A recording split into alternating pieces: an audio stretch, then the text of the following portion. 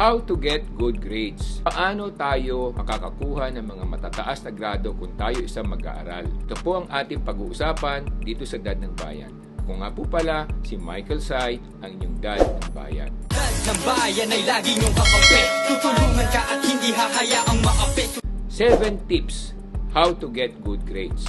Number 1 tip, disiplina. Discipline with time. Ibig sabihin, araw-araw na nag-aaral ka, kinakailangan maglalaan ka ng isang oras o isang oras kalahati para nakapokus ka lamang, nakatuon ka lamang sa pag-aaral mo. So, magbabasa ka ng mga libro at magbabasa ka ng mga homework mo para na sa ganon, makita mo kung ano yung mga dapat mong gawin, maglaan ka ng oras. Hindi naman ibig sabihin na hindi ka na dapat maglaro, hindi ka na dapat makipaghuntahan o makipagpirukan sa iyong mga kaibigan, pero meron kang oras na ilalaan na talagang yan lamang ang oras para sa pag-aaral at paggawa ng inyong homework. So, disiplina yan, number 1. Number 2, of course, mas maganda kung yung mga lecture ng iyong mga professor o mga teacher, tinetape mo.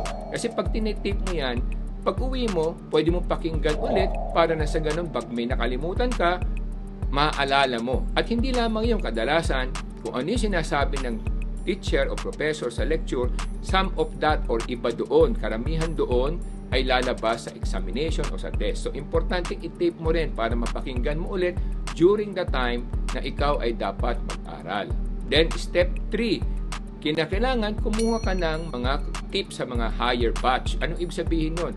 Kaibiganin mo yung 1 year ahead of you at tanungin mo siya kung ito yung naging teacher niya, kung meron ba siyang mga test paper na naitabi o kung maaari bigyan kanya ng tip kung ano yung mga kadalasan inilalabas sa test ng professor o teacher na yon. Makakatulong din yun sa iyo.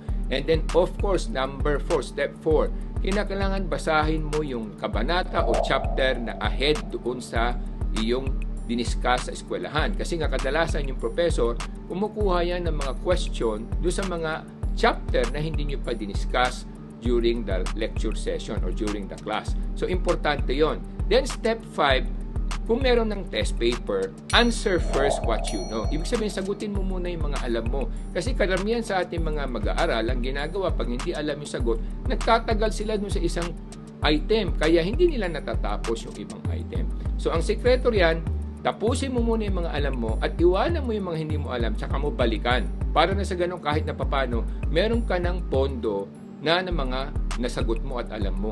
Kalaunan, mas maganda magiging grado mo.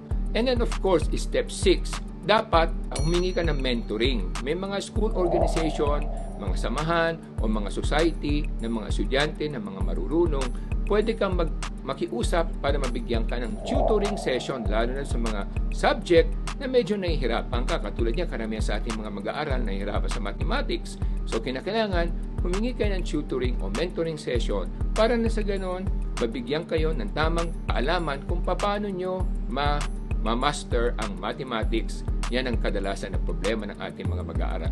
And then, of course, pang-7, mag-take ng mga vitamins. Uminom ka ng mga vitamina. Isa dyan yung Beton, DHA, High-Q na nakakatulong yan para yung memory mo mas maging matalas. So, isa yan sa mga vitamins. O yung iba namang vitamins na mabibili rin, yung mga vitamin na vitamin B, para mga neurobion, mga gano'n, nakakatulong din yon para na sa gano'n mas tumalas ang iyong memory at ang mga brain cells mo mapangalagaan ng maayos. Yan lamang mga kababayan. Ako pala si Michael Sai, ang iyong Dad ng Bayan.